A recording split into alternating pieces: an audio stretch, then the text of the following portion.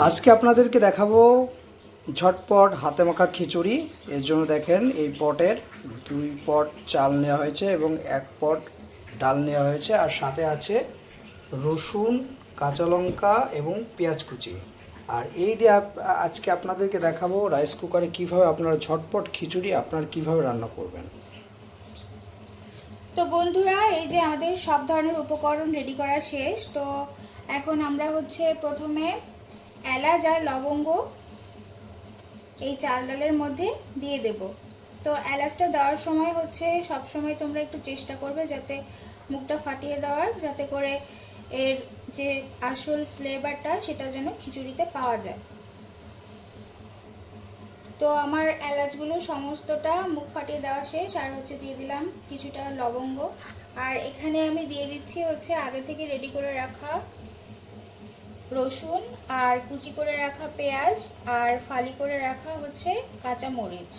এখানে আমরা কোনো ধরনের শুকনো মরিচ ব্যবহার করব না, এবং সমস্ত রান্নাটা আজকে রাইস কুকারে করব হাতে মেখে। তারপর দিয়ে দিচ্ছি পরিমাণ মতো লবণ, আর দিয়ে দিচ্ছি পরিমাণ মতো হলুদের গুঁড়া। আর এখানে আমি রান্নাতে আজকে ব্যবহার করব সরিষার তেল। তো এখানেও যতটুকু পরিমাণ সরিষার তেল ব্যবহার করা দরকার আমি করে নিচ্ছি। এই যে দিয়ে দিলাম। আসলে সরিষার তেলে রান্না করলেও যে কোনো খাবারের টেস্টটা অন্যরকম হয়, আর সয়াবিন তেলের টেস্টটা অন্যরকম। তো এই যে সমস্ত উপকরণ, এখন আমি এই উপকরণগুলো খুব ভালোভাবে হাতে এইভাবে করে মেখে নেব। এটাই আসলে হাতে মাখা খিচুড়ি। আর তোমরা বাসায় আমার দেখানো পদ্ধতিতে অবশ্যই একবার রান্না করে খেয়ে দেখবে কেমন লাগে। কেমন লাগলো এটা অবশ্যই কিন্তু জানাতে তোমরা ভুলবে না।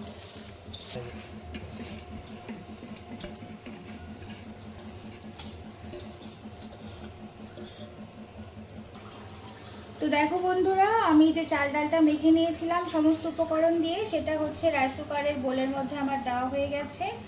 আর এখানে আমি জলটা মেপে নিয়েছি সেই কাপ অনুযায়ী, যেই কাপে করে আমি চাল ডালটা মেজারমেন্ট করেছিলাম। এবং তোমরা সবাই জানো যে রাইস কুকারে রান্না করতে গেলে জলের পরিমাণটা মেপে দিতে হয়। যতটুকু চাল ডাল তার ডাবল জল দিতে হয়। তো যেহেতু চাল আর ডাল মিলে এখানে আমি 3 কোটো হয়েছিল, তো সেখানে আমি জল ব্যবহার করেছি 6 কাপ।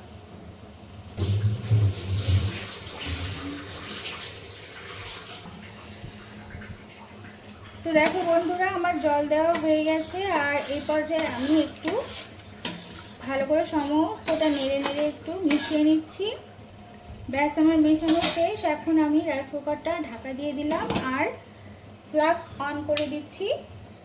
দেখো, রান্নার পুরো সেটআপটাই আমার কমপ্লিট। যারা ঝটপট এবং ঝামেলাবিহীন রান্না করতে চাও বা খিচুড়ি রান্না করতে চাও, তো তোমরা এইভাবে কিন্তু অবশ্যই ট্রাই করো।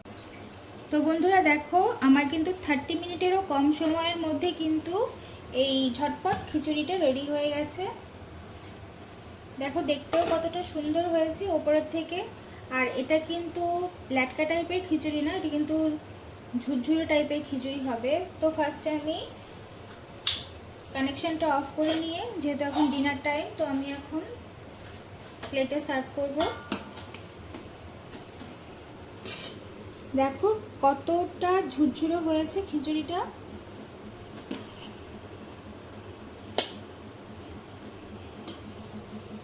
তো দেখো, এই খিচুড়ির ফাইনাল লুক। কতটা ঝুরঝুরে হয়েছে। এই খিচুড়িটা কিন্তু খেতে অন্যরকম স্বাদ হয়। আর যেহেতু এই রান্নাটা সম্পূর্ণটাই সরিষার তেলে করা, তো আলাদা একটা ফ্লেভার আসছে, সেটা আমি তোমাদেরকে এখন এই মুহূর্তে বোঝাতে পারছি না।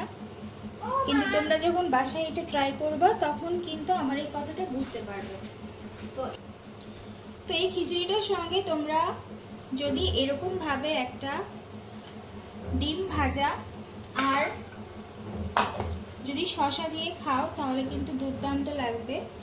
বা তোমরা এখানে বিভিন্ন ধরনের ভর্তা খেতে পারো বা আচারও ট্রাই করতে পারো, তাহলে কিন্তু তোমাদের খেতে এই খিচুড়িটা দারুণ লাগবে। তো এই আমার আজকের ডিনার টাইমের থালি।